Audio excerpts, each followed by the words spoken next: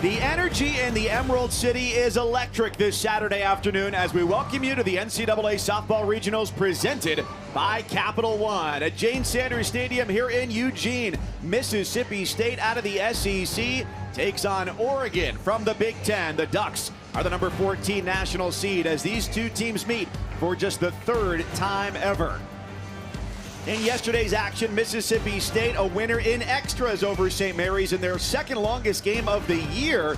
And Oregon, after a slow start, a 5-1 winner over Idaho State out of the Big Sky. We're so glad to have you with us for the first of 3 games here today. Mike Cousins along with Kenzie Fowler. 2 wins, 2 different stories for these teams in yesterday's play. Yeah, the theme yesterday was clutch hitting at the right time, and that's what postseason is all about. And for Mississippi State, starting with them, this is a team struggling a little bit offensively. We know the pitching staff and what they have in the circle can carry them as far as they need to go. So I love the fact that Nadia Barbary gets it going for the Bulldogs. This is a senior who has been there and done that her entire career for Mississippi State. Of course, had that solo shot that kept them in the ball game.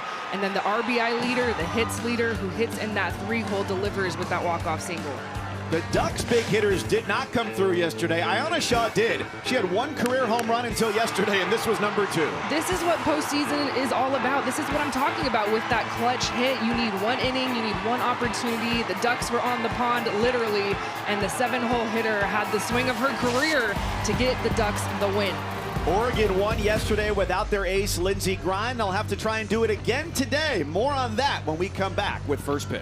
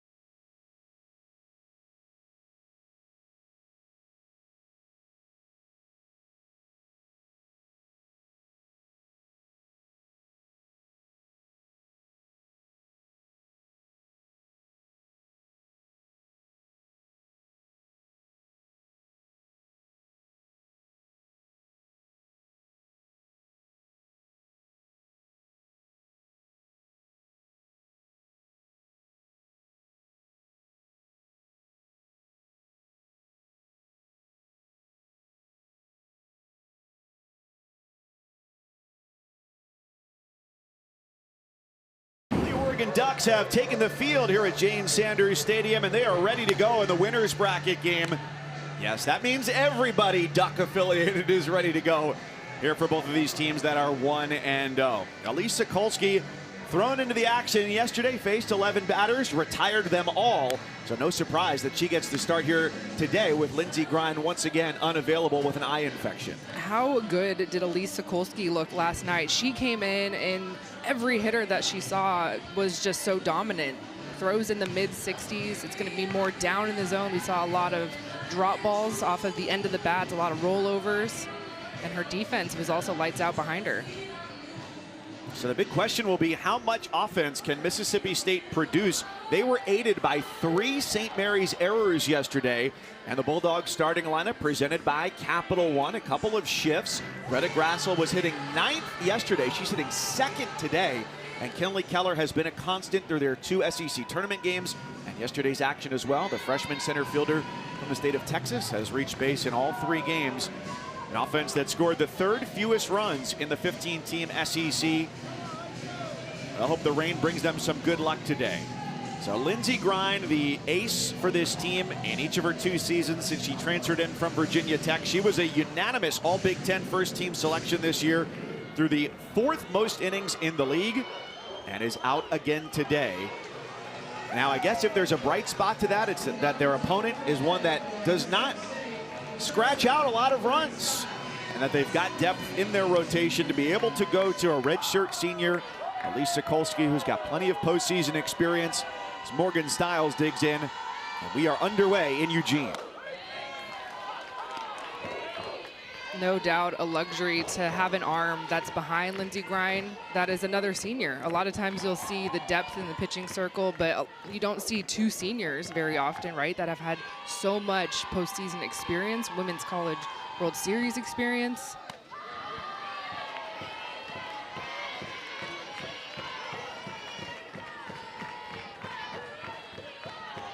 Stiles gets it started.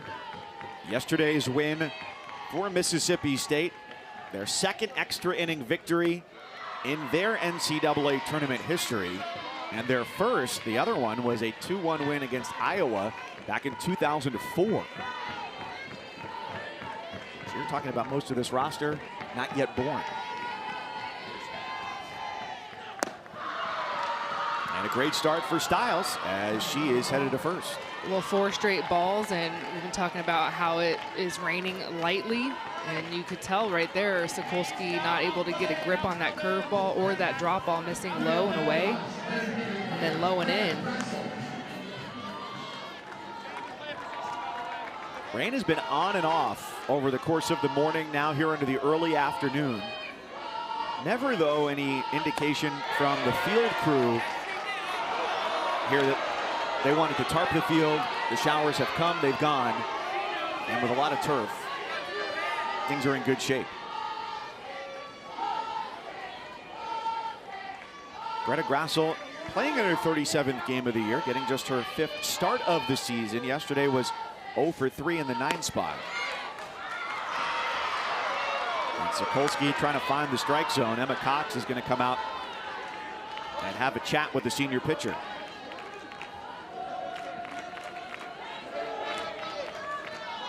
Emma Cox, starter as a true freshman a season ago. You could just tell that she is so much more confident in herself behind the dish this season. I like the fact that she initiated that timeout, going out to talk to her senior.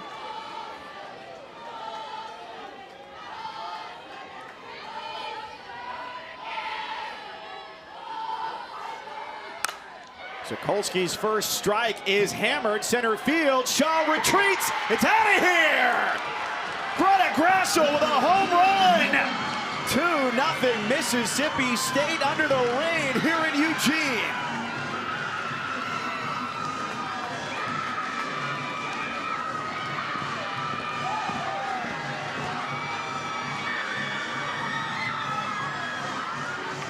Wow.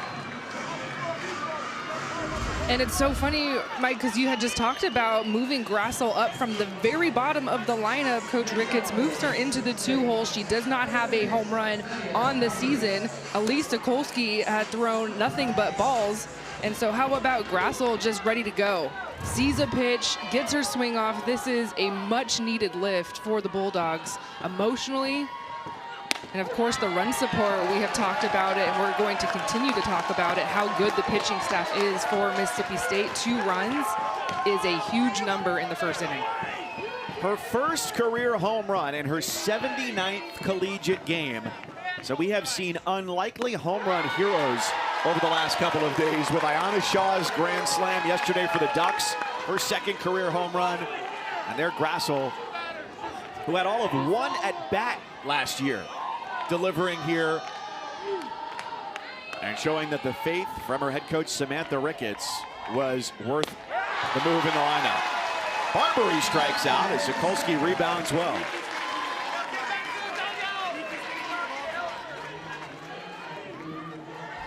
Good bounce back here going at Barbery, who was a home run hitter yesterday. That drop ball falling out of the zone.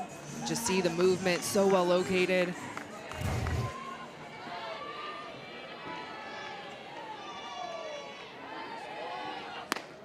Diane Romero is the batter. She hit second yesterday, hit third down the stretch of the regular season and the SEC tournament. In the cleanup spot this afternoon for the sophomore from Lake Elsinore, California. And she flips that into right field. Butler flops down to grab it.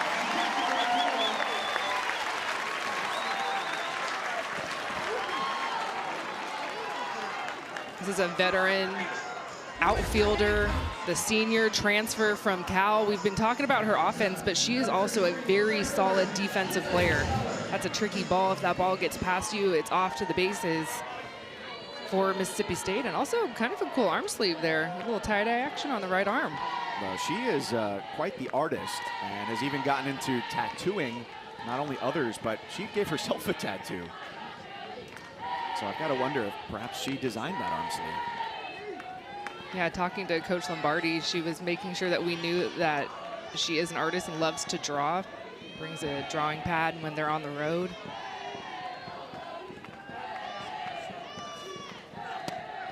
Kinley Keller, 2 balls, no strikes. Elon Butler has said in previous interviews her ideal job would be to draw and bake bread.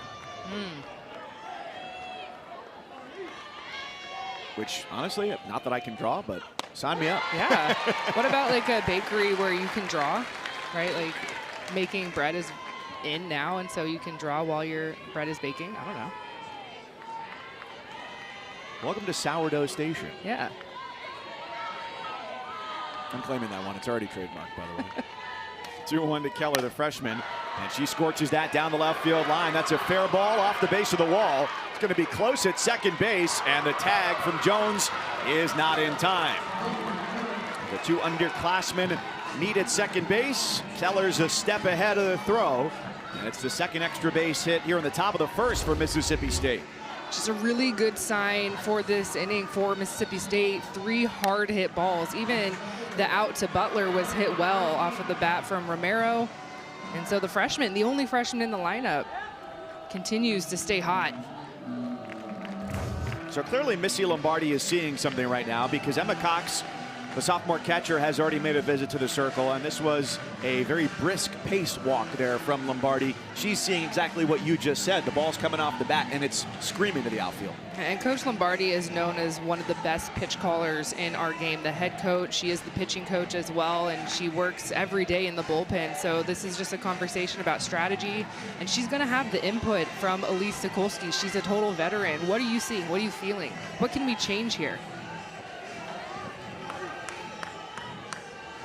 Is there's the possibility that it was none of the above, and just to say, trust your stuff. You don't need to change anything. Just be confident in it. Totally, and this is what I'm seeing from my vantage view and what I'm calling. Scoring position, second base for Morgan Bernardini, strike 1 for the senior left fielder. She didn't start a game over her first 2 seasons. Last year hit .277. Checks in today at .243. Mississippi State, bottom 3 in the SEC in terms of run production and average as a team, slugging as well, but defying those marks here in the first.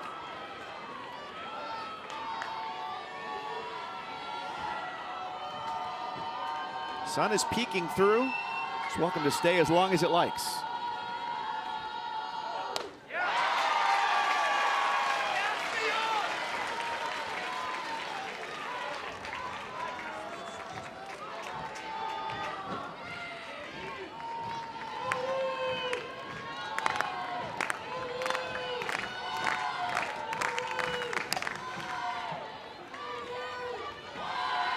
Last 2 pitches, we've seen Sokolsky go upstairs with the rise ball, and then that was an off-speed pitch. Her best pitch is her drop ball, so pulling a little bit more of her tools out of her toolbox early here in the first. She was elite yesterday, different level of competition here today. That's fouled off by Bernardini.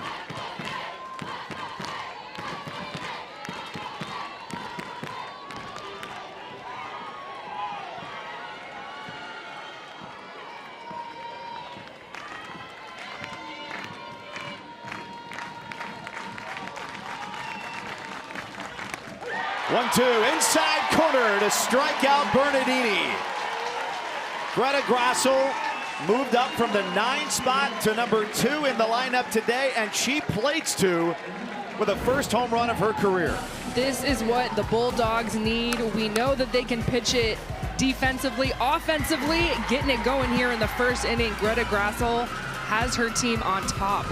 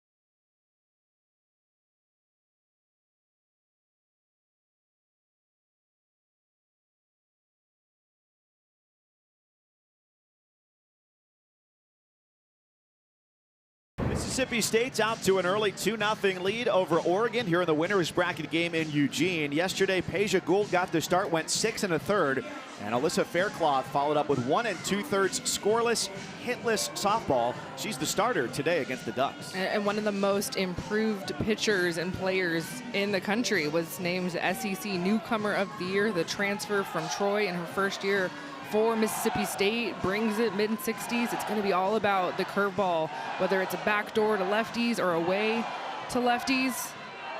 And she also has an elite changeup. And here is the Oregon Ducks starting lineup, brought to you by Capital One. It was interesting yesterday. You look at the top of the lineup, Elon Butler, Amari Harper, 2 big bats, had 1 hit between them. They did reach base a combined 4 times. And they got a sacrifice fly from Emma Cox, who flips spots with Stephanie Maake in the lineup today, going from 3rd to 4th. But the grand slam from Ayanna Shaw gave them 4. And the sacrifice fly from Cox made it 5. And that was the final tally against Idaho State.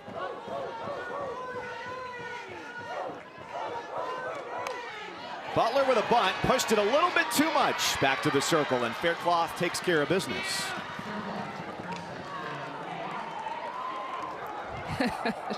Saw the sigh of relief there. Woo, got it. Well, there's something to be said for getting the first one out of the way, because Alyssa was telling us she's now in her junior season after 2 years at Troy. She's an Alabama native. And the moment she knew that she was going to be okay pitching in the SEC was their first conference series of the year against then #1 and undefeated Tennessee. And she goes, once I got through the first inning, I knew I'd be okay. Not only did she get through 1 inning, she got through 9 innings and allowed only 3 unearned runs in the 9th and struck out 9 against the Lady Vols. She's just fine. One of the best strikeout pitchers in the nation. Became the fastest Mississippi State pitcher to record 100 strikeouts in a season. Which is just what she's been doing throughout her entire life as a softball player from Northport, which is adjacent to Tuscaloosa. And when she was a junior in high school, she led the nation in strikeouts.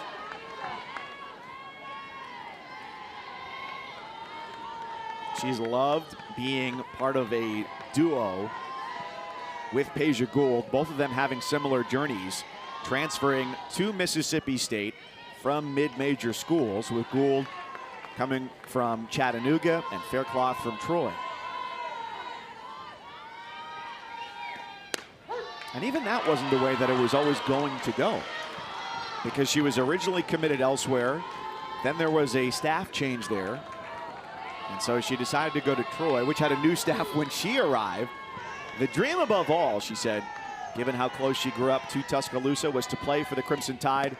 And nevertheless, she's found herself in the SEC anyway. All right, Harper draws the walk. So a runner at first and one away. There's Samantha Ricketts, who has done a masterful job with this team. A win today would get them one win away from their second trip to Super Regionals, where not only did they go, but they hosted back in 2022.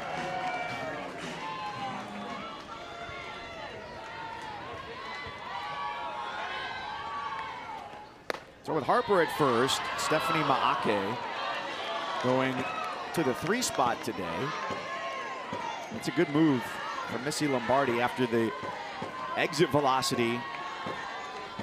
Would have gotten a speeding ticket that might get you your license suspended with how hard she hit the ball yesterday. Well out in front on that pitch.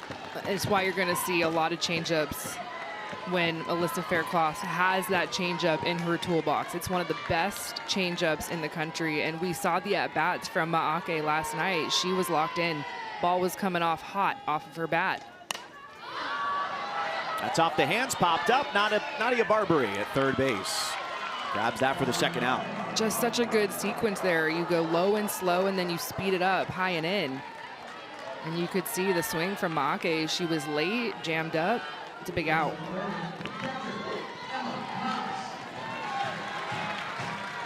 The question for Mississippi State in the postseason will be how far can pitching take them? And a 2-0 lead can feel really challenging. Sophomore Emma Cox, who started 50 games this year, was second on the team, driving in 54 runs. Time called, and Des Rivera need to get her comms situation situated.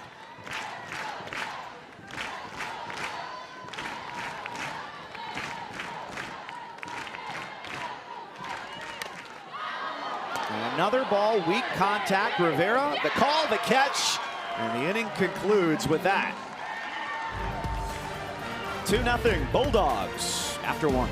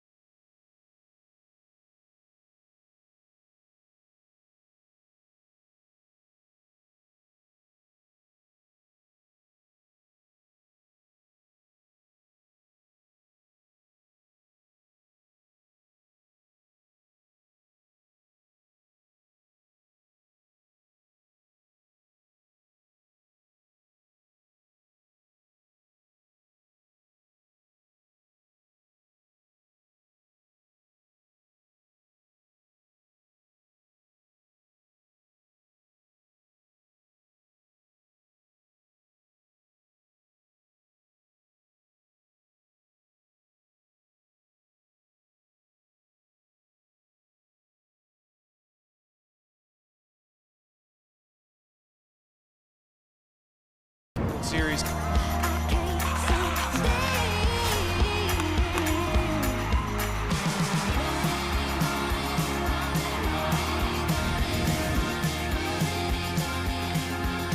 The Oregon Ducks were in the Women's College World Series just a year ago, and we are now 12 days away from the start of play in Oklahoma City. It'll be on ABC, ESPN, and ESPN2. The question is, who will be dancing? Right now, it's just Broccoli Guy out in center field. Boy, what a day it was for him. He's no stranger to being a star on social media, but he made the big ESPN Instagram account yesterday. Well, I mean, this fit is everything. It's just, I don't know, iconic. Did we start a timer yet? Should I start it on my phone of how long he'll go? He was here at 1 o'clock local today. Well, that was when I noticed him. He might have been there earlier before 1, but I looked up and it was literally 12:59, and he was dancing and nobody else was in the stadium. We're checking in. I don't want to say we are, since he's got the broccoli, we're not stalking him, but we are following closely. Correct. Mississippi State with a 2-0 lead on a Greta Grassel home run. And Kiera Sells, the right fielder, starts off the bottom third of the lineup. Did you look up broccoli puns last night? You don't know what I did. All right. Yes.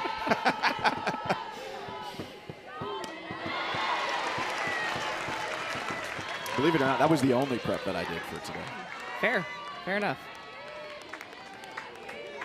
Well, the Duck is also out there with him. I wonder if we're going to have a collab in this inning. Oh, boy. Oh, boy. That's a tease. I was looking forward. Sells hard to left and directly at Amari Harper.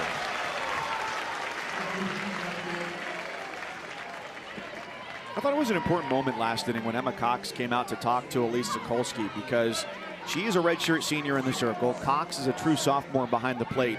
And as we got to chat with all the teams on Thursday, one of the things that Emma Cox said about her freshman year and stepping into a pitching staff that included Lindsey Grind, who had come from Virginia Tech and was and continues to be a great pitcher, and Sokolsky, who was plenty experienced, was when you're behind the plate, Cox said, it feels like you need to be the leader who takes charge. And one of the things that set her at ease was Missy Lombardi, the head coach and pitching coach, saying, we need you to be you. We don't need you to come in here and be anything other than what you are. And so that put her at ease and made things a lot easier, and just to be able to follow the upperclassmen, see what the voids were that they needed filled in terms of leadership or reassurance. And now in her second year, those relationships are so much strengthened from year one. And it was also like so frank that Coach Lombardi told Emma, we don't need you to be a leader. We don't want you to be a leader. We need you to be the freshman behind the plate. And we have 2 veterans in the circle. We have veterans to the sides of the field. We're going to lead you. Flannery plays back on a ground ball. And Paige Ernstis is the second out of the inning. But I really loved talking to Emma Cox. She spoke like a coach when she was talking. I had to look down at the roster going, yeah, no, she's a sophomore, okay, because she speaks like a senior. Yes. And you could just tell the confidence from being a freshman starter a season ago, playing in the Women's College World Series, being led by the veterans of Sokolsky and Lindsey Grind. In her sophomore form, she's like, I'm ready to go. I'm ready to lead now. And that's the sign of a really good program and good culture. And even though she graduated in a really small high school class, what did she say, 16 people? 16, yeah. But she played travel ball with an elite program with the Corona Angels. Stephanie Maake, the team's first baseman, came out of that program. And of course, Paige Sinicki, their former shortstop, who was in the building yesterday. And got to imagine she'll be out and about today as well. Marcus Mariota was here yesterday too. Des Rivera, the former Oregon State Beaver, an Iowa Hawkeye, went to the World Series in 2022 with OSU. 1-1 on the number 9 hitter, and this could be a 1-2-3 inning for Elise Sokolsky. Indeed it is. Clean frame for the redshirt senior.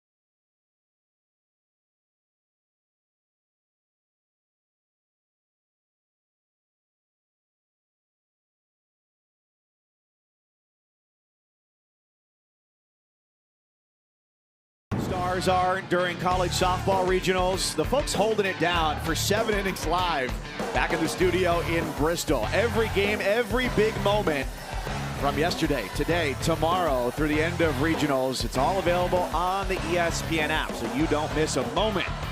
My Cousins and Kenzie Fowler with you here in Eugene, Oregon. It is brisk today, but it is comfortable. Everybody bundled up here at the Jane. Temperatures this morning in the 40s. Right now, 59 degrees. Certainly feels cooler than that. And Mississippi State out to a 2-0 lead on a home run from Greta Grassel, their sophomore DP.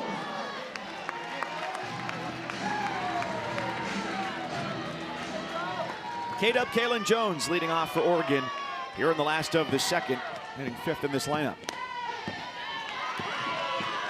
Well, we finished last inning talking about Emma Cox and how it felt like she's beyond her years in terms of the way that she views the game, and say the same for Kaylin Jones too.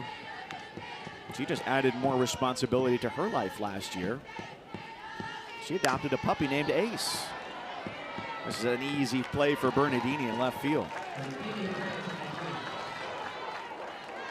I don't know about you, I would not have been able to take care of a dog in college. No way. I'm trying to take care of myself. Still to this day. Yes, trying to survive. She was very proud of her puppy adoption story.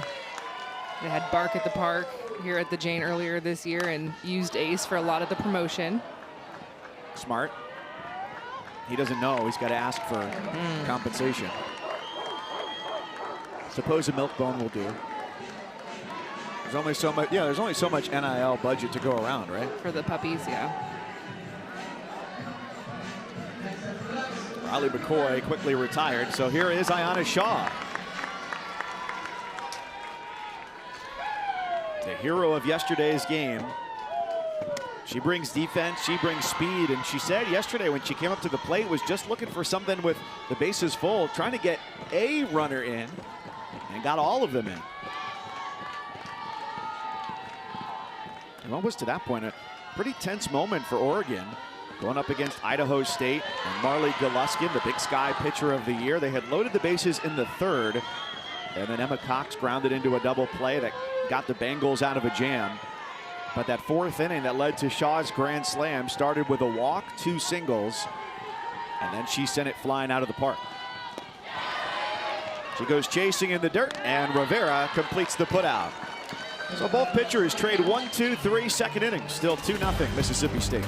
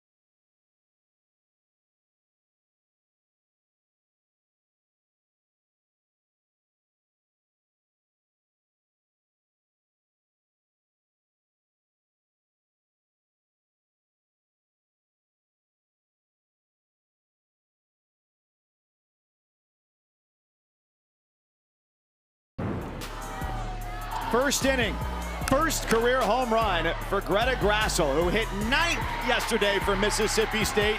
Sam Ricketts knew what she was doing filling out this lineup card today. Sometimes a head coach just has an intuition, and hers was right. Well, it was just so crazy because Elise Sokolski had not thrown a strike in the ball game with 6 straight balls. There was a timeout, a long timeout, and then Greta Grassel just said, I'm swinging on this pitch. Ran into it. Huge momentum shift in the very start of this game. And it allowed Alyssa Faircloth to take the circle with a big 2-run lead. And obviously 2 runs is not a huge number in today's game, but for this staff, for Mississippi State, it is. This has some life out toward right field, and this reaches the wall. Morgan Stiles heading for second base, head first. And she's in there with a 2-bagger to lead off the Mississippi State third. The Bulldogs have 3 hits. All of them have been extra base hits. It was so key for Morgan Stiles to be on base for that Grassel 2-run home run. She was on base via the walk, so just starting this inning again in that leadoff spot. We're only in the 3rd inning, and she's already back at bat and showing us her speed, why she's at the top of the lineup. Really nice piece of hitting there in the gap. Let's see how they pitch to Grassel second time around.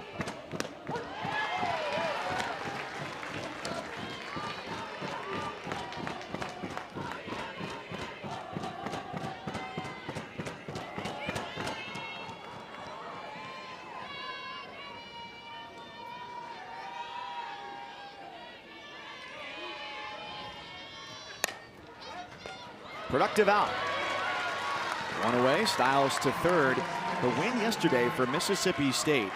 They matched their highest single season win total under Samantha Ricketts. And if they win today, they'll have just their 3rd 40-win season ever and do that for the first time since 2008. And we look forward to talking with Coach Ricketts, bottom of the 3rd inning. I know the first question is going to be about lineup construction today, and then I'm sure we'll talk about Alyssa Faircloth too.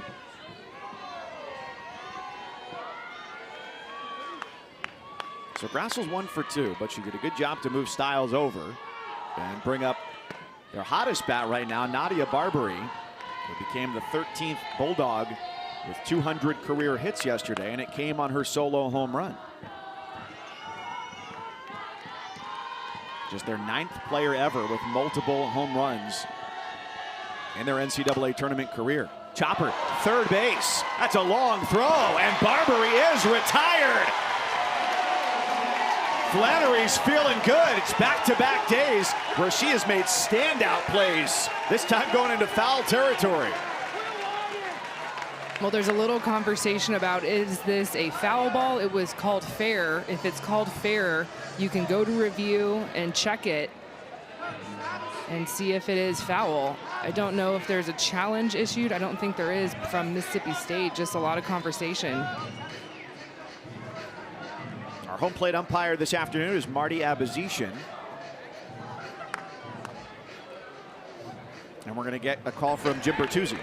The ruling of a fair ball is being challenged by Mississippi State.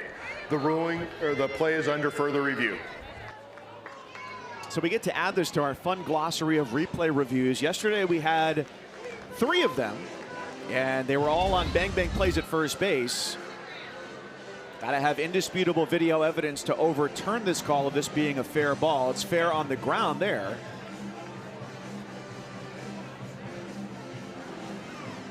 And I think the biggest question is, do you have anything there without a shot directly down the line to be able to say that ball went foul? Yeah, there would have to be a camera right down the line for me to tell. And so, I mean, we're watching this replay. This was an incredible play by Flannery. We saw her have an incredible play last night on her knees, diving to her left, just showcasing her range here in this regional. Bounce is fair, and if it's in front of the base and fair, then it stands. But if it's in front of the base and foul, then I guess you could overturn it. But I'm not seeing anything that would cause me to overturn it. The angles just really aren't there for me. In the meantime, a credit to Morgan Stiles being aware as she ducks to get out of the way and then immediately looks to get back to the bag because she easily could have been tagged out there at third too. Yeah, this is why as a base runner you want your lead to be very conservative with less than 2 outs. Well, we saw that issue arise with McNeese yesterday where they had a bases loaded, nobody out situation, and a runner overran the base going from first to second, got tagged out there, and then the runner at third was off the bag, tried to run home, and it turned into a double play. So after this goes to central replay review, call is relayed back here. After review, the ruling on the field stands. The runner's out. Mississippi State has 1 challenge remaining.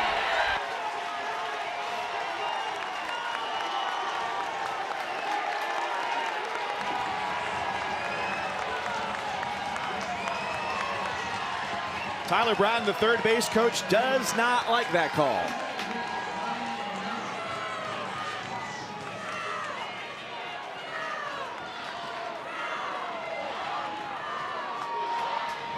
So it's up to Zion Romero to try and get a run across.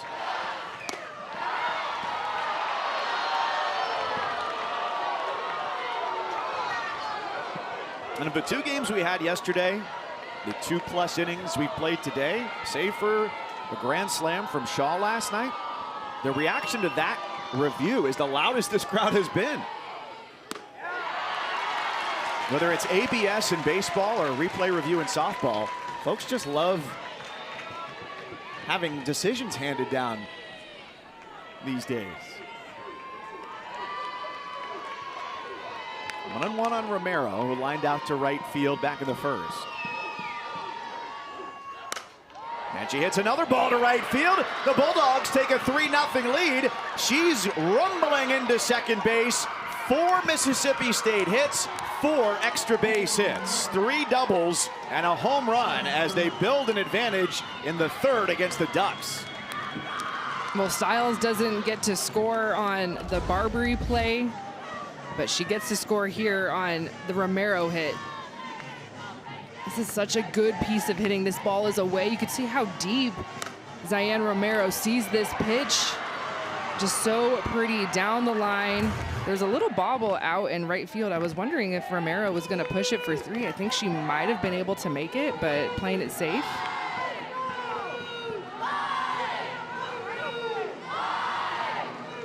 I think we're going to have a pitching change for Oregon. Freshman Maddie Milhorn gets the call here. A redshirt senior, Elise Sokolski, hands it over in the third. 3-0 Bulldogs.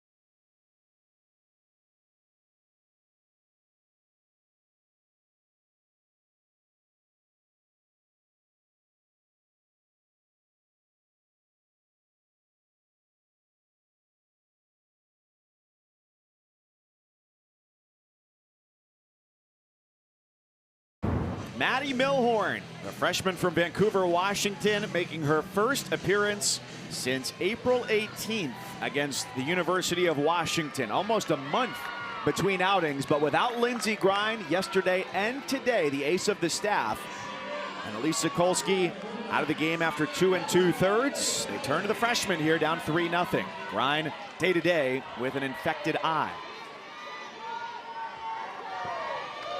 Kenley Keller at the plate is already 1 for 1 with a double. Freshman against a freshman.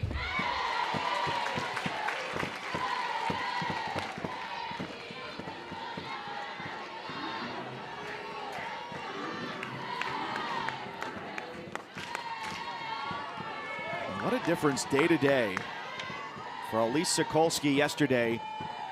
Oregon starter who went 11 up and 11 down yesterday. Fielder's choice ends the inning. And Milhorn takes care of business coming in for Sokolski. The Bulldogs score one more. Pressure turning up on Oregon.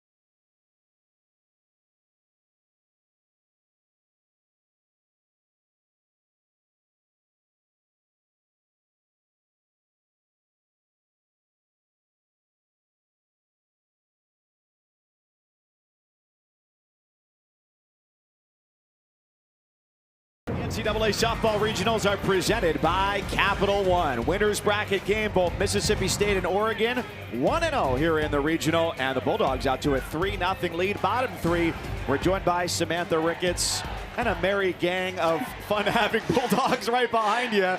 Speaking of fun, second at bat of the game, it's Greta Grassel. What did you see today after she hit ninth yesterday? She was 0 for 3. You moved her up to second.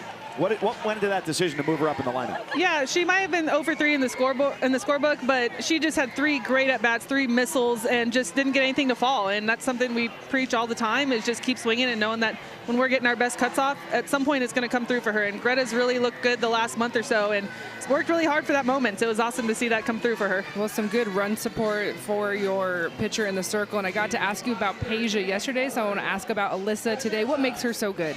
She is just such a competitor. I mean, she's going to go right at hitters, tell them to hit her best stuff, mixing that changeup in any count, and just love the confidence. And then the team loves playing behind her when she's like that as well. All right, well, Coach, when you check your phone after the game, no context softball is going to be. I can't even imagine what's going on back there. Thank you. Hail State. So the behind the scenes on that directing job there from the team was, we could hear everything coming through her microphone during the commercial, and they're going, all right, we got to be over here. Yeah. We got to be over here. Somebody started out down on the turf before and go, no, we're not going to be in the shot. Great work there by Mississippi State. Yeah, there was a lot of, are we on yet? Are we on? Should we move positions? What should we do? I like the just game face, the mean mug. Yeah, well played, by the way. Ali Supan was the horizontal Bulldog there, being supported by her other teammates. So while Mississippi State has gone almost twice through its lineup, here in the bottom of the third, Taryn Ho, the freshman shortstop for Oregon, gets her first at bat of the day.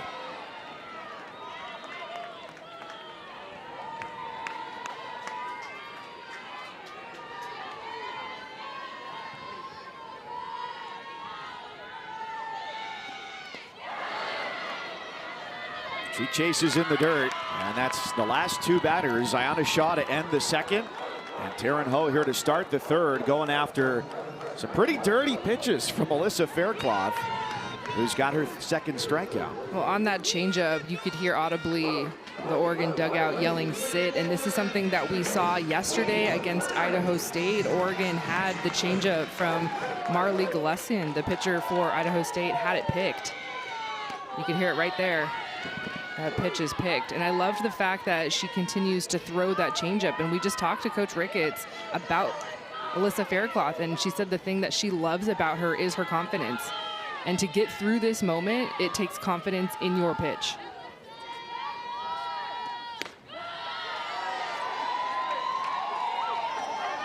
So if you hear that coming from the opposing dugout, what does that do to your mental state? Well, if you're a young pitcher, you might have that fight or flight feeling. But if you're a veteran, to be honest, it motivates me. Styles at short, retires Flannery, 2 away. And then when you get an out on a pitch that is being called and being picked, I've got a little swagger. I've got a little bounce in my step. I'm kind of looking over my shoulder going, yeah, you can pick it, but you're still not going to hit it. Alyssa Faircloth, her changeup is that good. Like, I could be in a BP situation against her hitting, and she'd be like, here comes a changeup. I would probably still swing and miss. That's how good it is.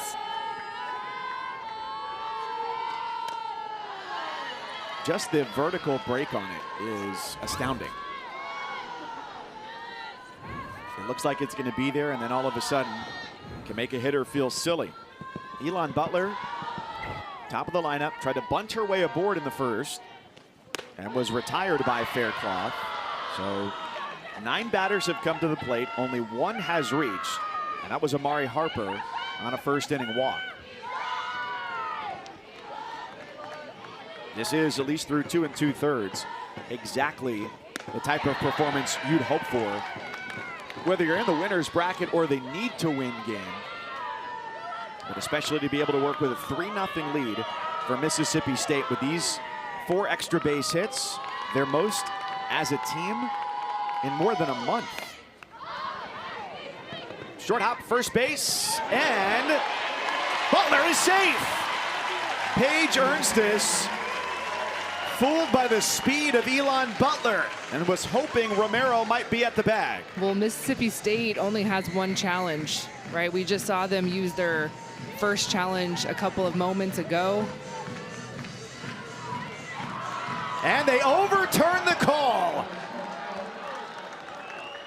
Doesn't appear as though there's any protest from the Oregon dugout on that call, and the inning is over.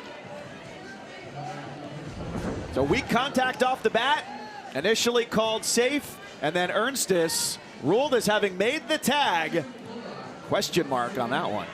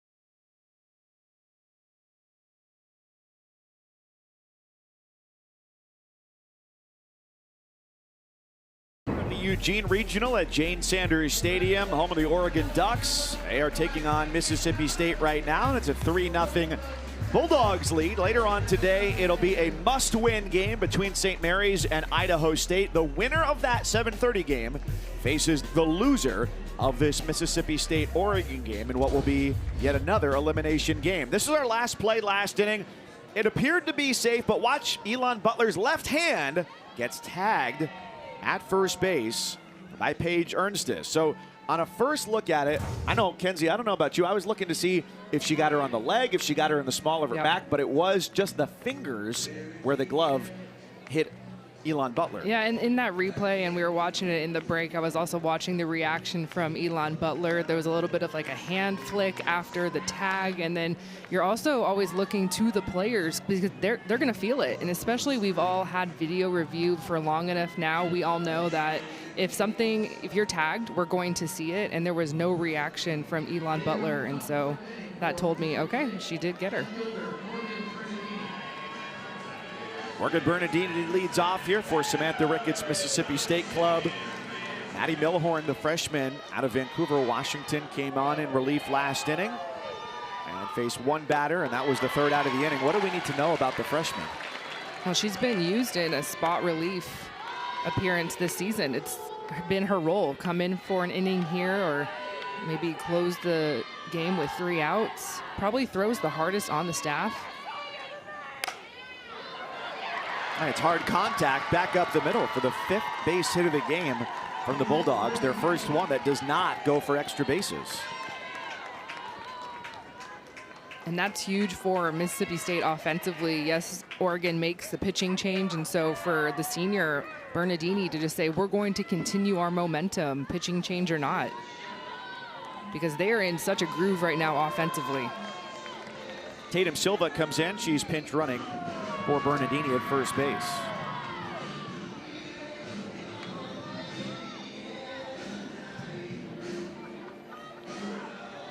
Three times now in 4 innings where State has put the leadoff batter on.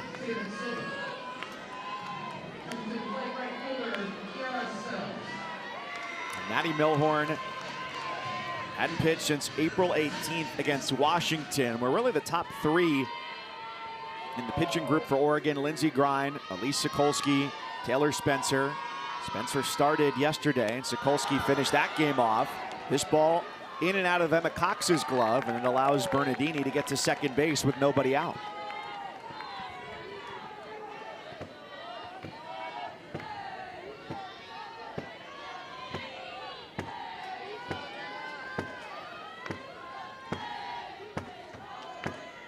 Kenzie, like you said, short outings for Milhorn. It went too high, now too low, but her last 3 outings have all been an inning and a third or less.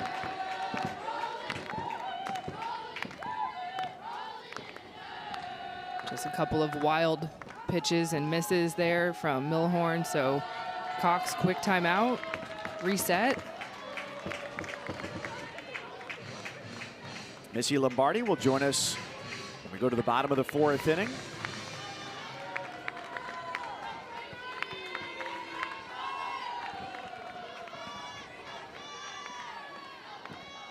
Kiara Sells 0 for 1, line out to left field. Comebacker off of Milhorn, too short, and a 1-6-3 put out. Oh, how routine there.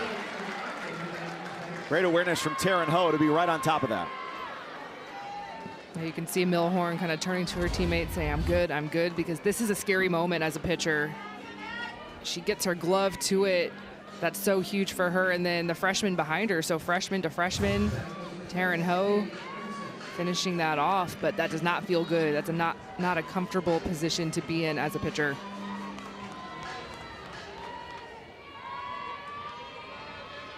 And Milhorn can pump it in with heat. They say she throws an easy 70. So as quick as it's coming in, it's coming back off the bat even hotter than that.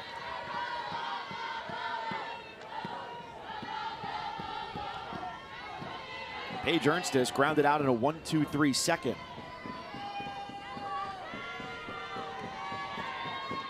When Milhorn is on, she can be really effective in getting swings and misses. But right now, the Bulldogs are reading her well. It's 4-0 Mississippi State with an Ernstis RBI single.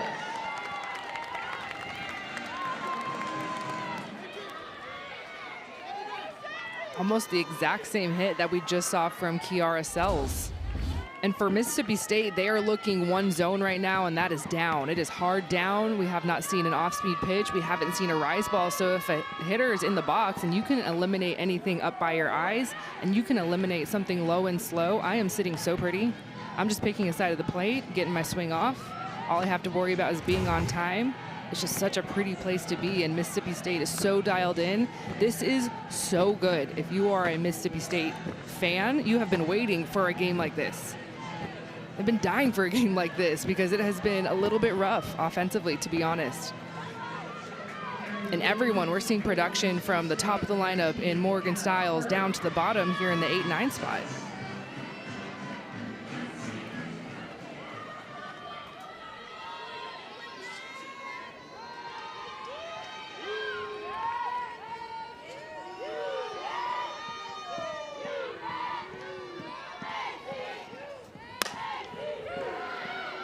Flannery at third. Jones brings it in and gets the out.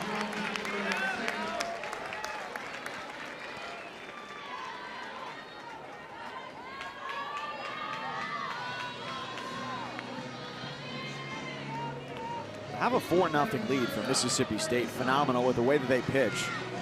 They're ranked 6th in the country. They allow just a little bit more than 2 runs per game. So far, Oregon, through 3 trips to the plate, is hitless. Started the 3rd time through the order for the Bulldogs now.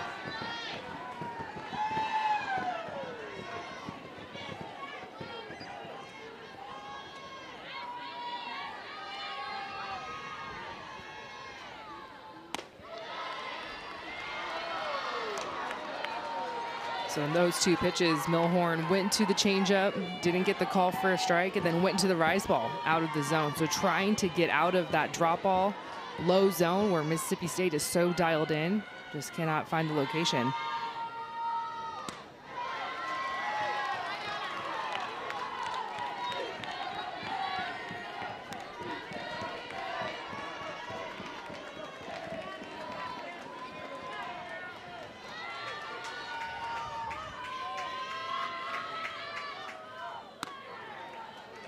And she misses off the plate again.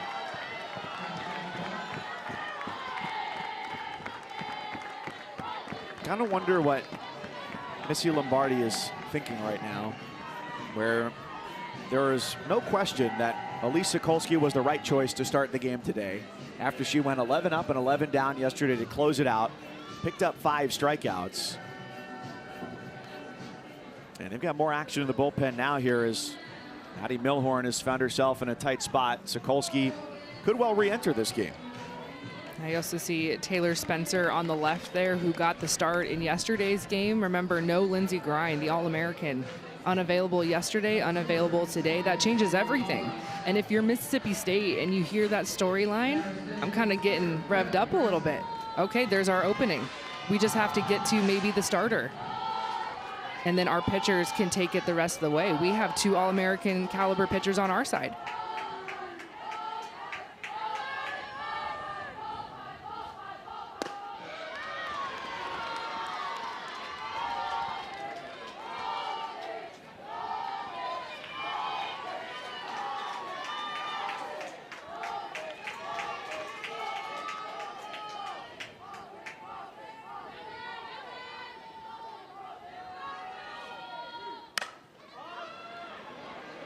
Harper, and the inning is over.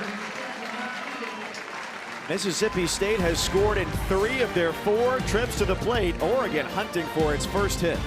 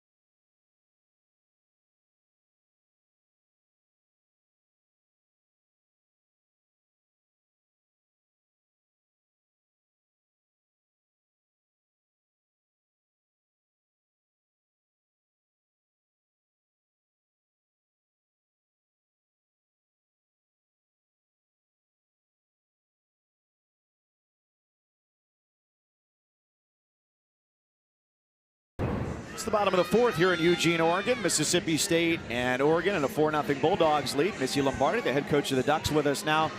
Short huddle there for your team outside the dugout between innings. What's the message to try and get them going in the right direction? Just to attack. I think we're passive right now. I think we need to swing the bat and trust our plan and go after it. Coach, all hands on deck here with Lindsay still out. Just take us into the insights of the pitching plan and some action in your bullpen. I think same thing all around. I think we just need to attack and do what we know what to do. I think we're just being a little passive. Thanks, Missy. Right to the point. They got to swing the bats. They're without a hit thus far, and this crowd, without a doubt, is right behind them. Yesterday, huge crowd, better than 2,000 in here, which is well above the listed capacity for Jane Sanders Stadium, and they're hoping to draw some Jane sanity once again. Yeah, this crowd has been a top 10 nationally in average attendance per game.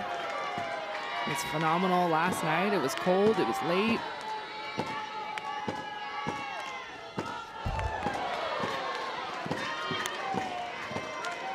Ball one from Faircloth, who's allowed just one base runner and has faced one over the minimum. She struck out 2 so far. Mari Harper, though, is not an easy out. She drew that walk in the first inning. Better than a 400 hitter during the regular season, and just out in front on that to go to 1-1. I like that swing, though, from Harper. Coach Lombardi, she was short, but to the point, we have been passive. Not happy with the at-bats.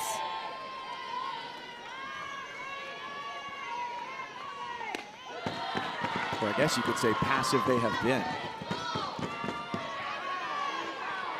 That's a grammar joke. It's not funny. Shoot or shoot, though. 1-2 to Harper. A little uncomfortable swing there. And it really is a credit to how good of a pitcher Alyssa Faircloth is. Second time now through the lineup, this is where you start to see those adjustments, and I think it's why we saw between this inning a very lengthy timeout and huddle before the Oregon Ducks went into the dugout. There's a lot of chatter. Mississippi State fortifying its defense here in this inning. We saw Tatum Silva come in as a pinch runner last inning. She stays in the game in left, replacing Morgan Bernardini. And then at first base, Abby Grace Richardson takes over for Paige Ernstis. Oh my goodness. Alyssa Faircloth is on to something right now. Her third strikeout as she retires a future pro in Amari Harper. Just continuing to spin it, and the changeup. The way that she throws her changeup, Alyssa Faircloth, she packs it into the palm of her hand and then just turns her fingers over the top. And the movement that it gets on that pitch is tremendous. A foot of break.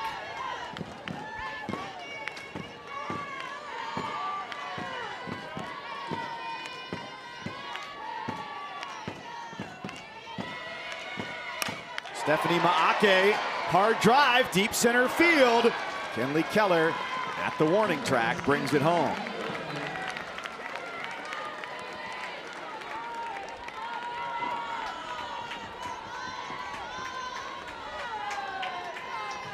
Kenzie, if you were teaching a changeup, how would you teach somebody to throw it? Well, I didn't throw my changeup like the way Alyssa Faircloth throws hers, but that's the beauty of a changeup and the beauty of pitchers is there's so many different ways to slow it down. Mine was a little bit more in my fingers. I like to really turn my hands, and I always teach a changeup where it's like turning a doorknob. Instead of turning to the right, I would turn a doorknob to the left, and that's how I threw my changeup. And obviously Faircloth is a lefty, and she does turn that doorknob, but it's the way that she holds the ball. The ball is in the palm of her hand, so she's almost taking her fingers out of it. And so when you put the ball deep in your palm, you're always going to slow it down because the speed comes from the fingers and the snap. So it's just so fascinating to me that she's able to get the break on a pitch that's deep in her palm. I can see how that pitch gets picked a little bit, and we've seen that today because it is very noticeable when you see the positioning of the ball on her hand deep and versus at the top of her fingers where it is usually with a curveball. You need your fingers to snap that ball. But I'm telling you, it does not matter if your pitch is picked. It is that good of a pitch. Something's up with Des Rivera, but it looks like she's probably all right, given that we've already seen some smiles there in that triumvirate conversation going on down the first base line. She was walking a little bit uncomfortably as she went over toward the Mississippi State dugout.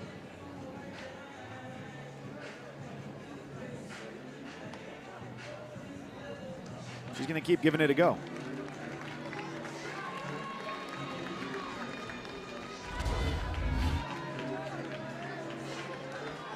See where she was stretching out to try and get that call on the outer half, and looks like her leg just maybe got a little hyperextended.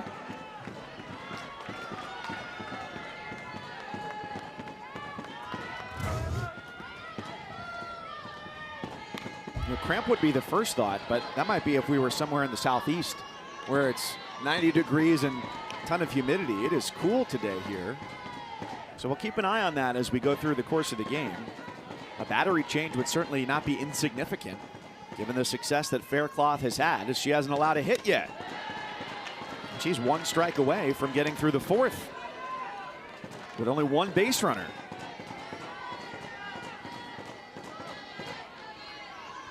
The variety of her outs has been impressive as well.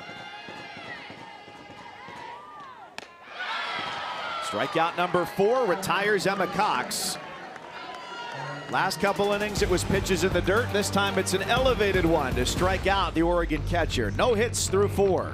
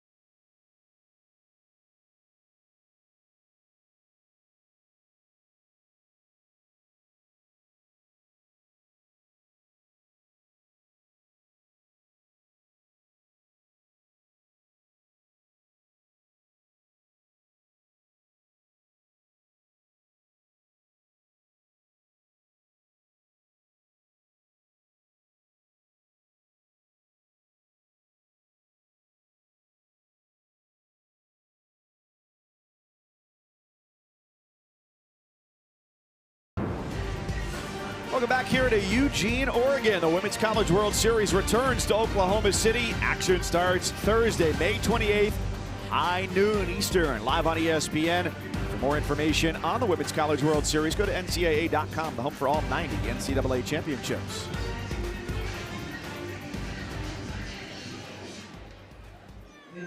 Ducks trying to get back there, but they got to get themselves a hit first here as we go to the 5th, and it has been smooth sailing for Mississippi State after, I think if you asked a neutral observer yesterday, a game that you would think St. Mary's was in position to win, and without the mistakes, likely wins. Nadia Barbary swings first pitch and is retired because there were some gifts from St. Mary's yesterday to Mississippi State. A routine ground ball to shortstop that got misplayed, turned into their game-tying run at 2-2, and then Nadia Barbary with a bloop single to right field that she thought off the bat might have hung up a little bit too much. That was misplayed, and that ended up being the game-winning run.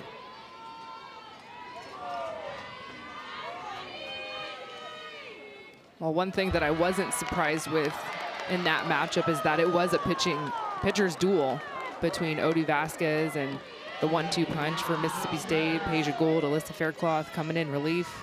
That did not surprise me, the fact that it was low scoring. But to your point, St. Mary's was in the driver's seat.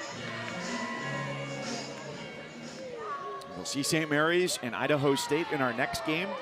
Both of those teams 0-1, double elimination format here in the postseason.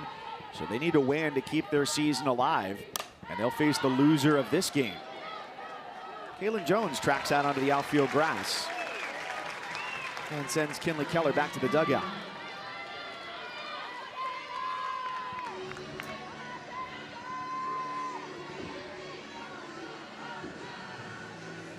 Idaho State, St. Mary's, champions of the Big Sky, champions of the WCC.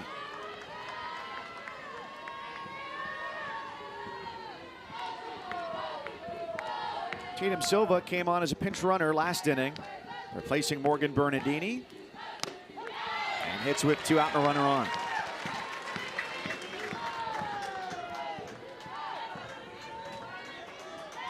Thinking about that second game today here in Eugene as well. Odds are good that Odie Vasquez starts again for St. Mary's. I'd say a coin flip Idaho State's way, with 2 of the best pitchers in their league. That could be a potential pitcher's duel again. 2 conference pitchers of the year, one from the Big Sky, one from the West Coast Conference.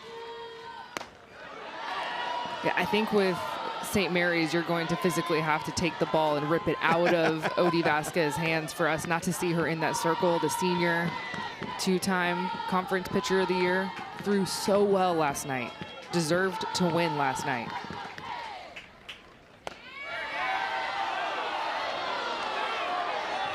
Oh, the body language from Oregon was strike 3. 2 balls, 2 strikes on Silva.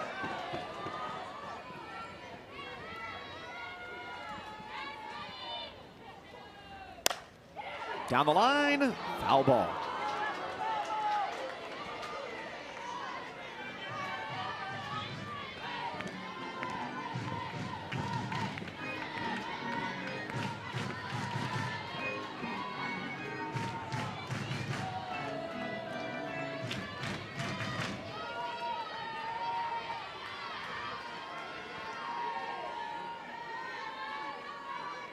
Tatum Silva, the first-year transfer from Utah State, lays off a very close pitch.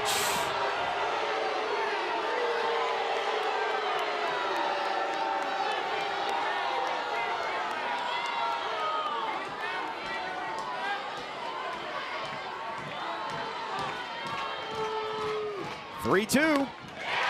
That's an inning ender. Milhorn cranks up the velocity. As they say in wrestling, it's short time here in this game. Jones, McCoy, and Shaw coming up for the Ducks.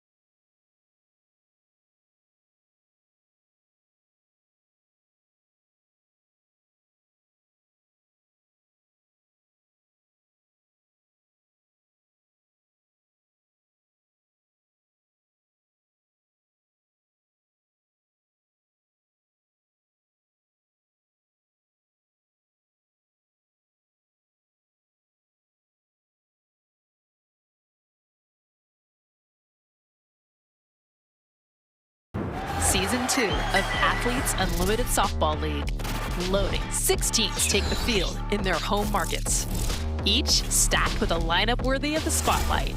The AUSL on ESPN. This is legendary.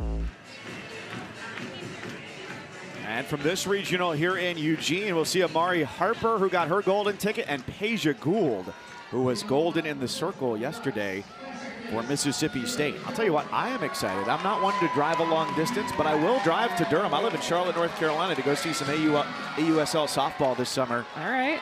I think that is super exciting, of knowing that you're seeing the players here in college jumping immediately to the pros. The name brand recognition is awesome. The way that it was done to highlight it during the season and bring attention to the forthcoming summer season with the golden tickets was really a great way to present it and make it feel like a truly special moment. I think it's so fun that Peja Gould in the dugout for the Bulldogs, and of course Amari Harper for Oregon, they will be teammates this summer for the Oklahoma City Spark. We're both drafted to the same team here in our matchup today. I mean, they will be suited up in a month. Opening day is June 9th, so less than a month. Strikeout number 5 for Alyssa Faircloth. Has not allowed a base hit, just 1 base runner so far. And it's not just the players who are looking forward to that as well. There are a lot of coaches around college softball who during the summer continue their professional careers too, including Sydney Romero, an absolute legend of the game.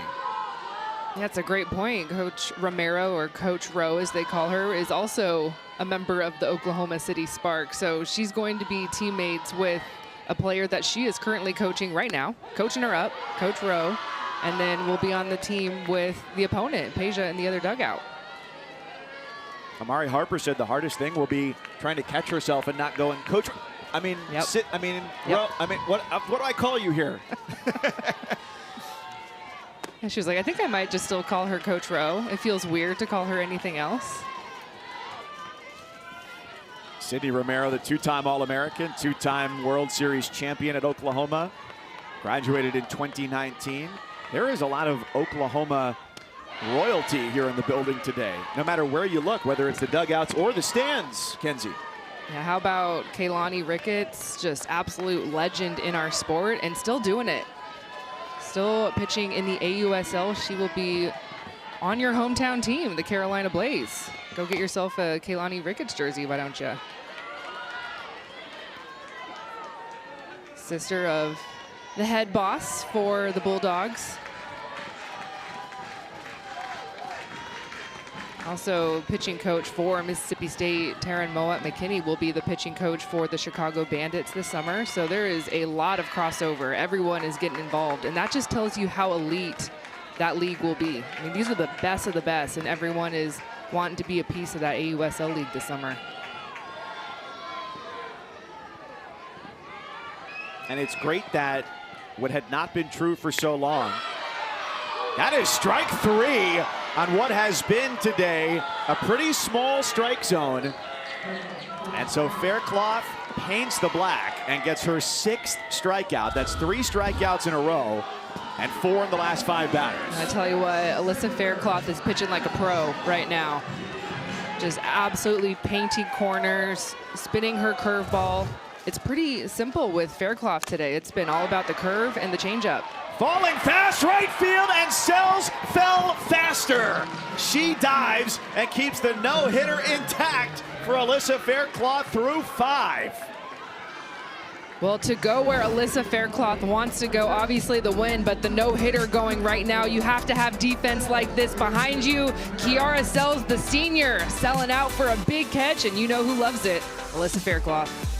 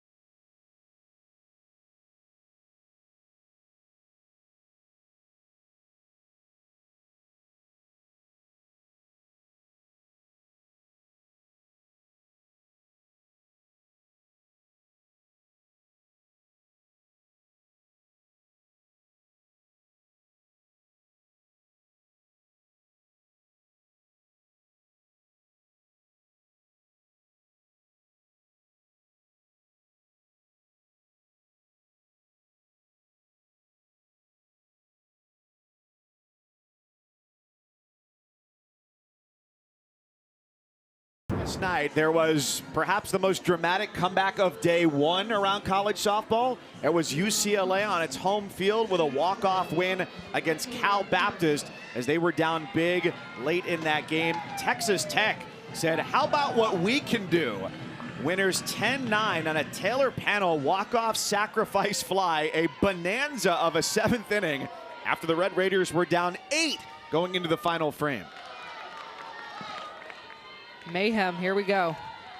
Got started last night. We had some mid-major upsets, and then of course the UCLA Cal Baptist game is going on as you and I are calling our game. We're trying to watch all the scores and stay focused at the task at hand, of course, but man, it's just so fun to look around. And the one thing that I've seen this season is you are never out of a game. With the offense that we have seen from coast to coast, from conference to conference, it is absolutely a hitter's year. It is an offensive year. It is a tough year to be a pitcher. And if you have 3 outs, if you have 1 out, I'm serious, anything is possible. And we're going to continue to see some high scores and crazy comebacks today, tomorrow, next weekend, and then we'll be at the Women's College World Series.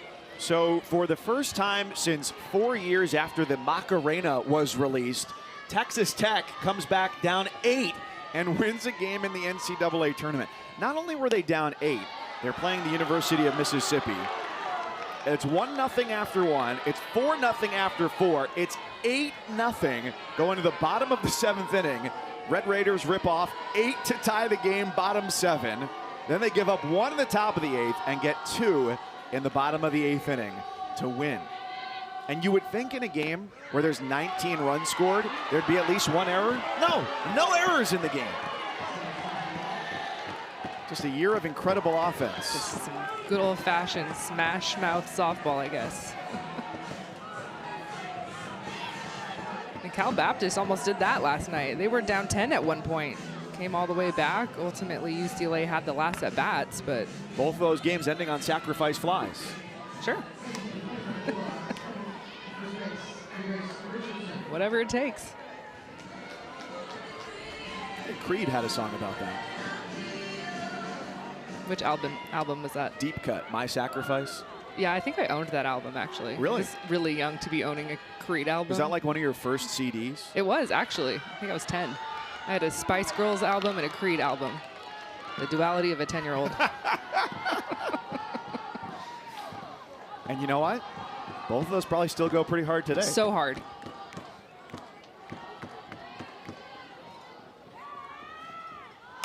Abby Grace Richardson, look out. Maake on the move, basket grab.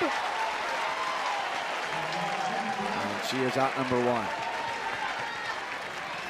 Well, as we were telling you about that Texas Tech game, you could have been watching this game and that game both at once with 7 innings live. It's our show on the ESPN app, every game and every big moment, including walk-off sacrifice flies on the road to the Women's College World Series, all on the ESPN networks. 1 out, and Des Rivera sneaks that down the right field line, but by about a foot. It's strike 1.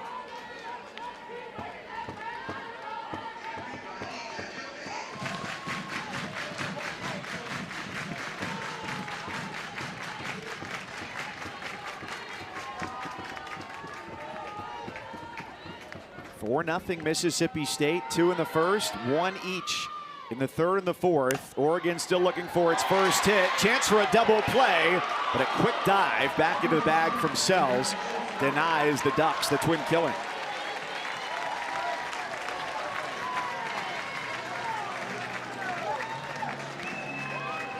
Has a great swing from Des Rivera in the 9-hole. Right to Taryn Ho, goes to her left a little bit, trying to get this throw off and beat Sells for the double play. Close play at first. Slides in just an inch in time.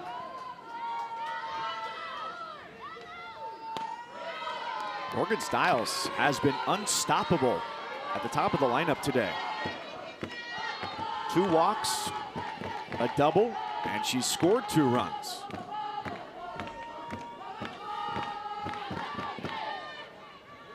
Yesterday she was 1 for 4.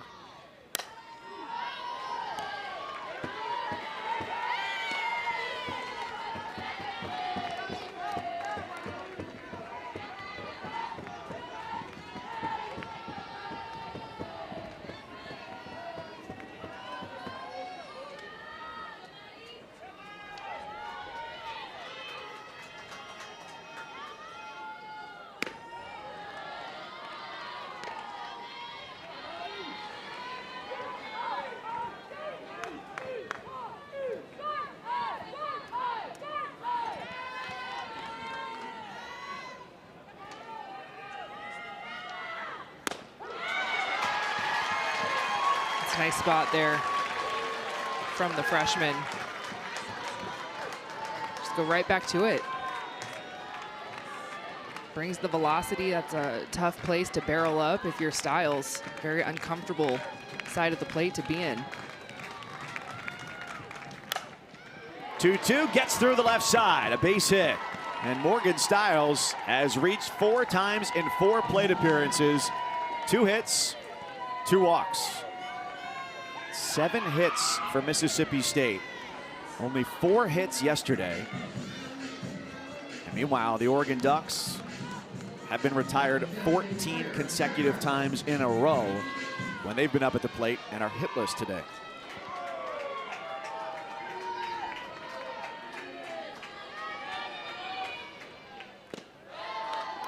For Milhorn, it's been a lot of misses just over the heart of the plate. You know, 2 strikes. We had just talked about the pitch that was in on the hands of Styles. I'm asking for it again, go back in, but the call was there. You could see where Cox was set up. It's just, those are the freshman moments, the location, just not so pinpoint at times. And you have to credit Mississippi State every time that Milhorn has missed a little bit too wide. They're ready to go offensively.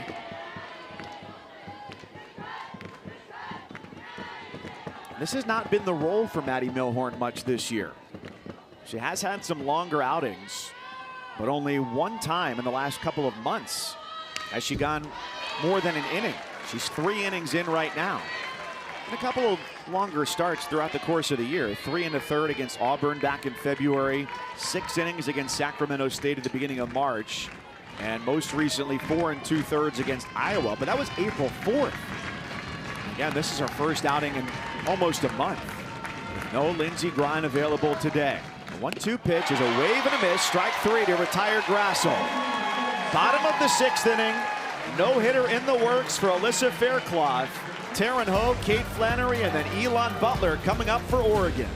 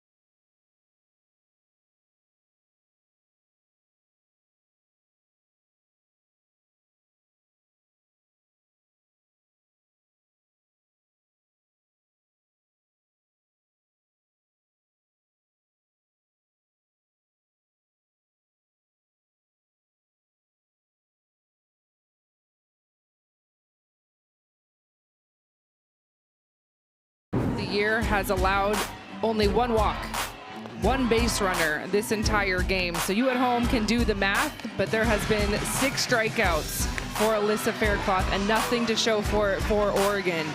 Dominance from the transfer from Troy. She has been money. The changeup, the curveball, it has been easy and light work. Look at that, 50 pitches here in the 6th. Just the 1 walk. That's it. So Oregon's going to change it up here and try and find some form or fashion to get runners on base. They called her name last night, and they do again here. The Notre Dame transfer, Addison Emerald, who was in the starting lineup early in the season Things didn't go her way defensively, and Taryn Ho has held down that spot the remainder of the year. But Amaral was a great hitter during her time at Notre Dame, and they'll hope that she can come through here with their first base hit of the night. Heck, it doesn't even have to be a base hit. Just find a way to get aboard.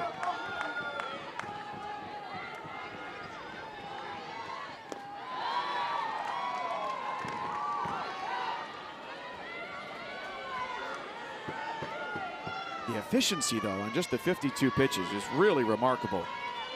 Not even long at bats. And another one. 7 strikeouts. Just putting on a clinic. 3 pitches. See you later. Just watch this ball jump up through the zone. And when Alyssa Faircloth is spinning her rise ball like this, just what are you going to do as a hitter? Because you're having to deal with the curveball to both sides, one of the best changeups in the nation down in the zone. And then if she spins that rise ball up at my eyes, I'm just lost. What does it feel like to be in this type of fugue state in the circle where everything's going your way? Yeah, it's just, I don't know. It's hard to explain when you're in just the flow state that a pitcher is in, like Alyssa Faircloth right now. It's like you're floating on a cloud. There's nothing going on between the ears. It's just everything that you hope for. And, you know, stuff like this, it doesn't just magically show up. This is what you put in the work for in the fall. You're training for this since you arrive on campus in August and working with Taryn Mowat-McKinney, your pitching coach, your new pitching coach. You transferred for this. And she's one of the most improved, obviously, in the SEC. That was her award, was Newcomer of the Year, but she's one of the most improved players in the country. The story for Alyssa Faircloth has been kind of 0 to hero. Coming from a mid-major, coming from Troy, was not even a first-team selection in the Sun Belt a season ago.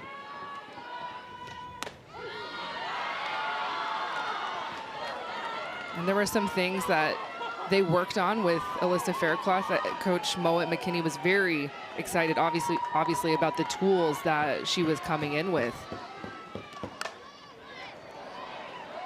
Flannery out to Keller. That's 2 here in the 6th. Knew that she was a lefty, knew that she had good velocity and a good changeup. But there were some things mechanically that maybe control was an issue the last 2 seasons for her as a pitcher, and so went to work and cleaned up those mechanics, and the control has not been an issue this season at all. The spin has gotten better. The change of speeds obviously is always there. And there's just so many times in this game where she has not thrown a ball, just pounding the strike zone. It's been 3 years, 9 days since the Oregon Ducks were no hit. That was their senior day against Utah back in 2023. If there's anybody who can break it up, though, here she is. Elon Butler, who tried to bunt her way on as the first batter of the game for Oregon. And Amari Harper waiting on deck, the only base runner that Oregon has had this afternoon. She walked in the first.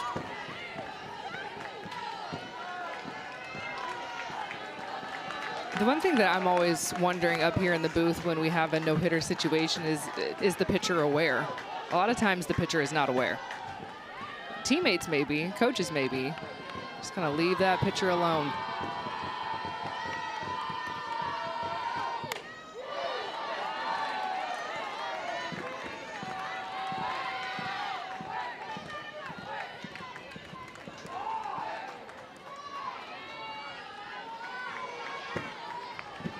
Had 0-2 on Butler, who had the 4th best OPS in the Big Ten this year. The 0-2 is outside.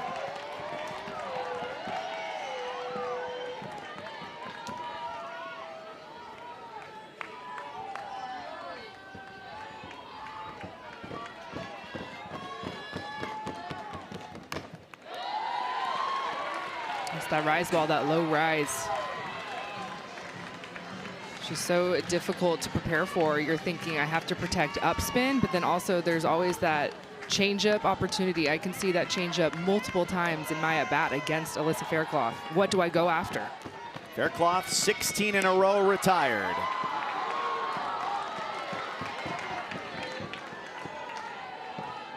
she has alternated what her put-away pitch has been throughout the course of the game. Sometimes low, sometimes high. And the 2-2. She just got a piece of it. And that messes with me as a hitter right there. When you see Faircloth go back-to-back changeups, especially after not getting the pitch prior to that one, it was not called for a strike. Typically, as a hitter, you can go, okay, she's not going to go back to it. She didn't get called for a strike.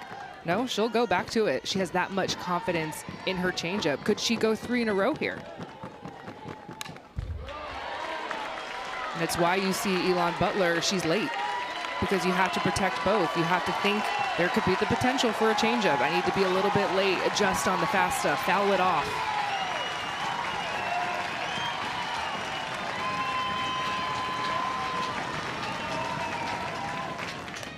Swing and a miss, strike 3, and Faircloth slams the door on 6 no-hit innings. She's feeling it. 8 strikeouts. She had to work for this one a little bit, but watch this rise ball up in the zone. The location, you can't pinpoint that any better. Alyssa Faircloth, she's strutting her stuff.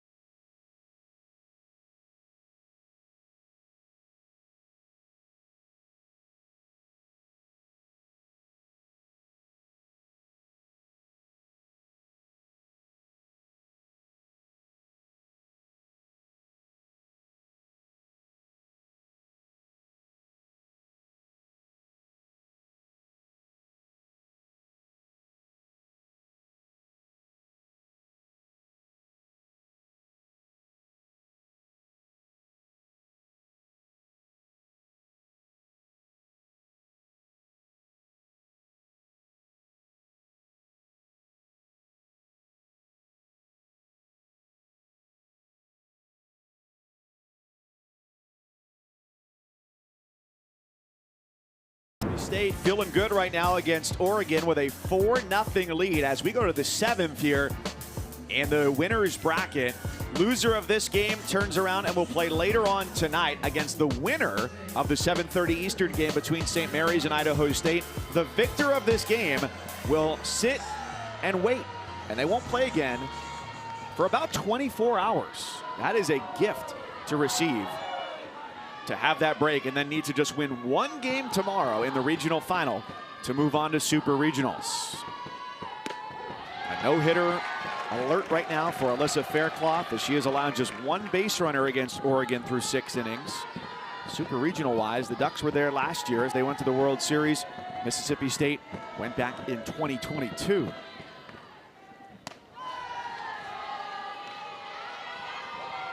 It's all converged perfectly today for the Bulldogs.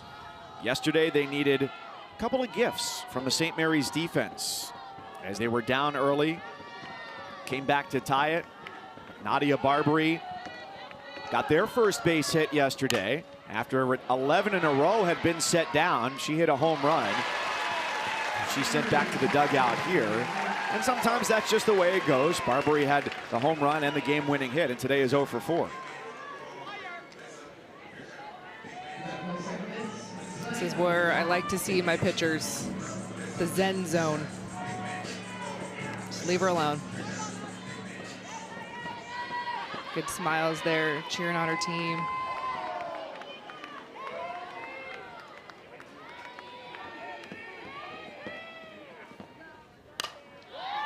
Are you in that moment a little bit like, to quote Sabrina Carpenter, like half your brain just ain't there?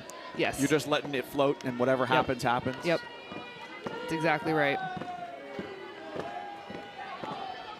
Because typically when you're thinking about things, you know, that's not where you want to be as a pitcher. It is such a rhythm thing. And maybe for the better for her, it's not going to be a long layoff. 2 up and 2 down here for the Bulldogs in the 7th inning. This is the 66th NCAA tournament game in the history of Bulldog softball. They have never had a no-hitter. And Alyssa Faircloth, a first-year Bulldog, a transfer in from Troy, is 3 outs away from doing that. I think it's been so important for Alyssa that her team came out and established offensively in the first inning, right? Scoring those 2 runs. So it allowed her to start this game with no stress. And that's a huge thing for pitchers too, right? You think about the pitch count, and I'm always thinking about the pitch count. Is it a high pitch count with stress, or is it a high pitch count with no stress? And for Alyssa Faircloth, it has been a low pitch count with no stress. So it's why you're seeing a dominant performance. It's a combination of everything. You start off this game as good a mental spot as you can because her team scored first and scored big, and the at-bats were good. You're feeling it. Okay, this is what I have been waiting for from my offense. Let me go work.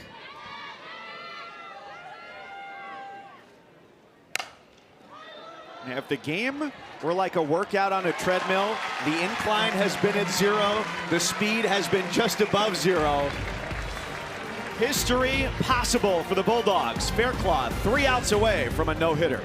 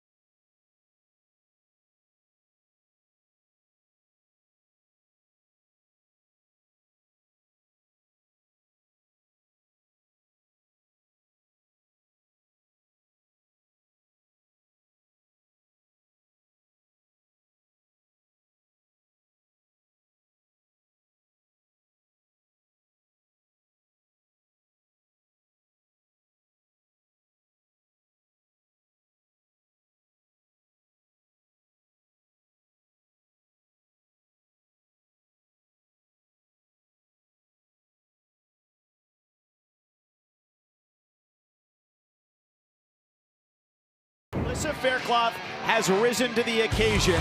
She's allowed 1 base runner today, a no-hitter through 6. And this is what Alyssa Faircloth transferred to Mississippi State for, a moment like this in the postseason. A mid-major that went into the portal and bet on herself and found a home at Mississippi State. You take a look at the line. What stands out to me, yes, no hits, but the 65 pitches. It has been so easy for her. She has just been pounding the strike zone. And it's been a minute. This would be her first ever, but it's been a minute for Mississippi State. To have a no-hitter, and then it would be history. Would be the first ever. I love the deep breath there. And you're wondering what's going through her head, right? Does she know? You look at the scoreboard, but also, right, I just have 3 outs. This is a big game for my team. We put this game away, we get to go kick our feet up back at the hotel. All of the pressure would be on the home team, the host site.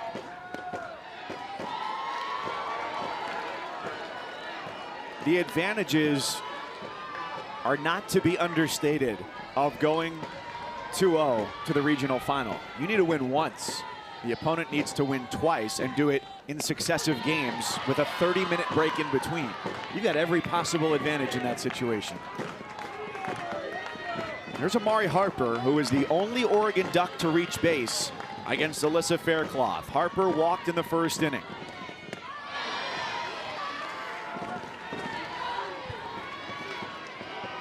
The Ducks have still not figured out the changeup.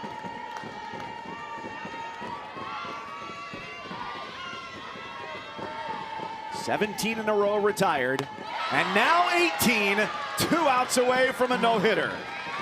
Strikeout number 9 for Alyssa Faircloth. Well, the changeup sets up the rise ball pitch. So the pitch prior to this one was the change.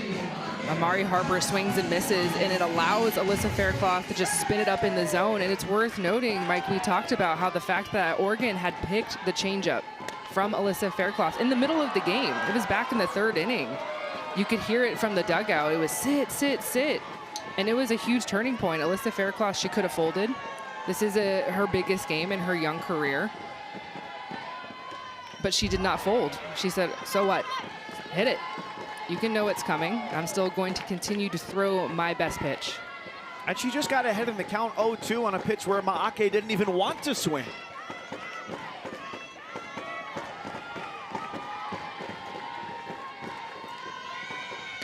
Got her. Right there. You heard it. You heard it from the dugout yelling sit. It does not matter.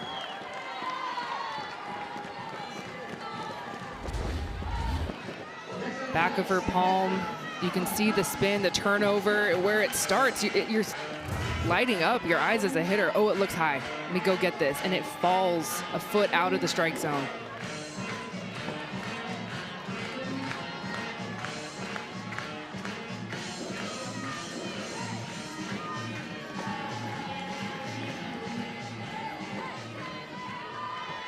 Three strikeouts in a row, 10 on the game.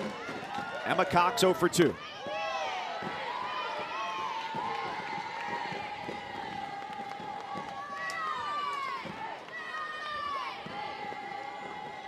Mississippi State an out away from the regional final, an out away from a no-hitter.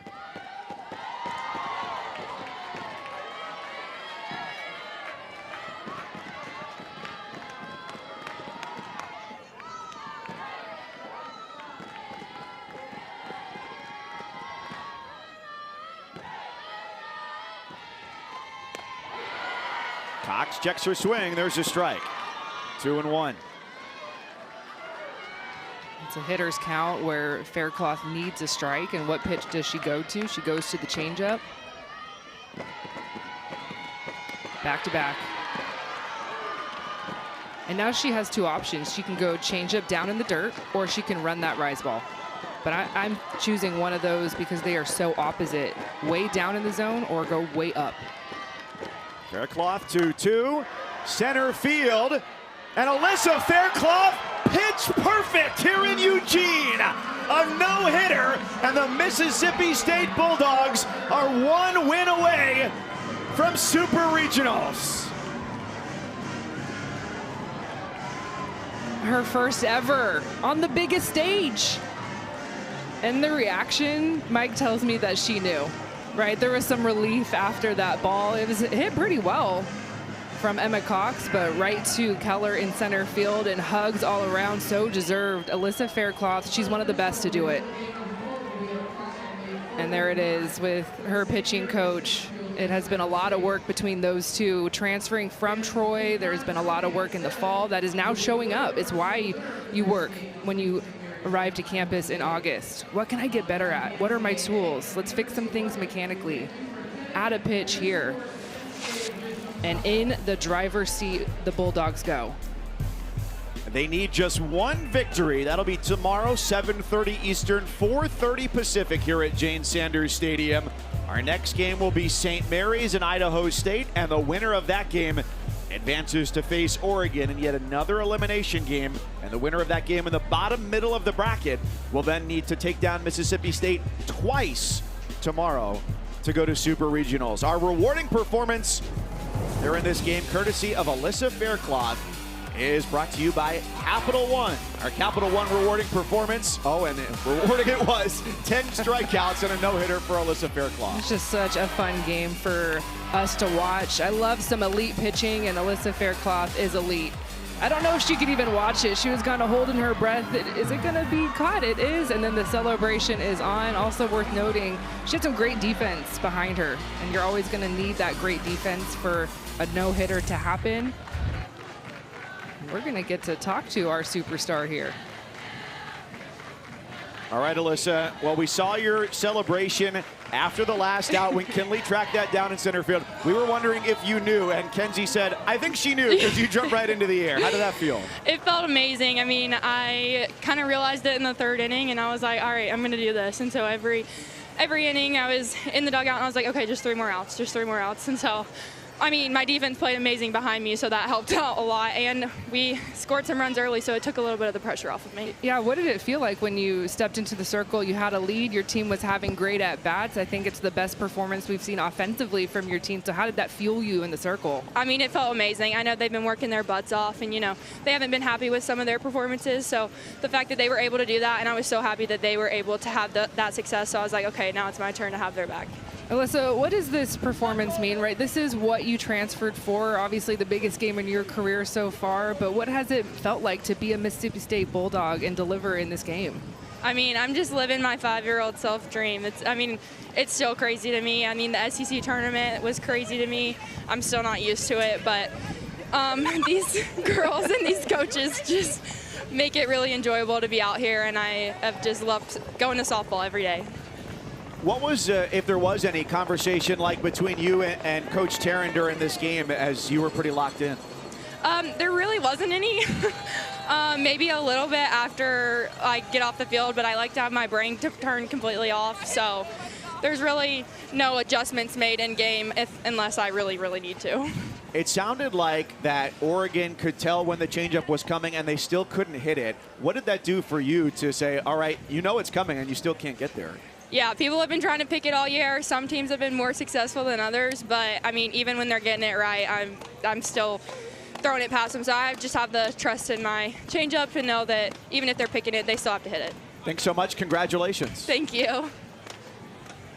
What could be cooler than living out your 5-year-old dream and doing it on the biggest stage? Just the smiles, and this is what postseason is all about. It's why she transferred to the SEC, to Mississippi State.